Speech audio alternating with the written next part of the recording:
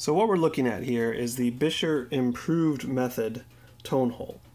Now this is a soldered on tone hole. If I turn off the light inside the horn, you might be able to see a bit better that is a separate piece of material that has been soldered onto the body of the saxophone.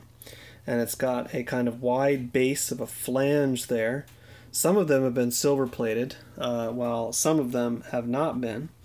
It looks like the soldering job, as you can see here, was not done super cleanly originally, and you can probably see also a bunch of red rouge, that red stuff in the corner there, from the relacquering process that was done at some point in the past, and then that stuff was lacquered over. So not an awful lot of care was taken with the refinishing of this instrument, which is somewhat common with refinishes, and one of the reasons they've got a bad reputation. But let's see if we can get this to focus there.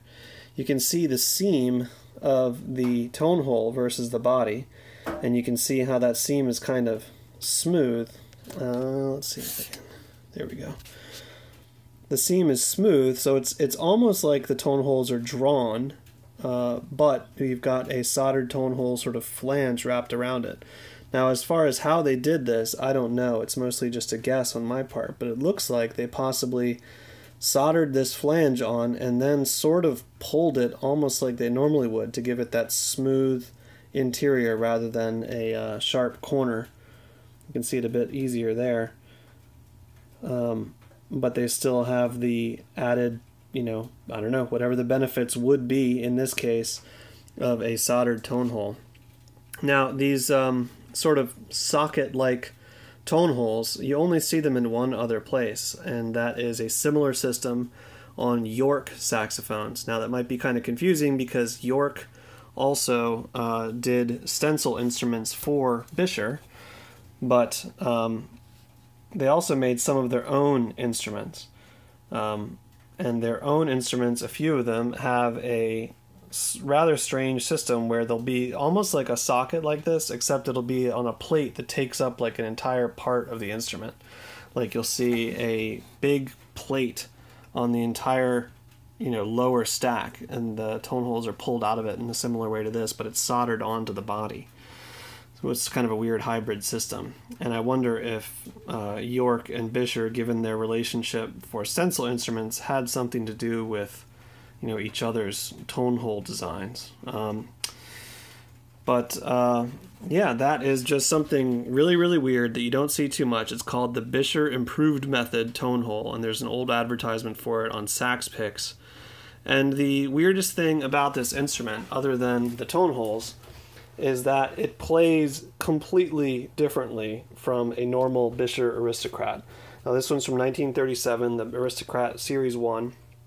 And as far as I can tell, it is normal in every other way, and parts are interchangeable, with the exception of those tone holes. And I would normally say that Buescher Aristocrat Series 1's horns sound rather focused, sweet, maybe contained would be a word, whereas this horn is really big sounding, ballsy, almost bright even though it's got the original, snap-on resonator system, which is a fairly small resonator.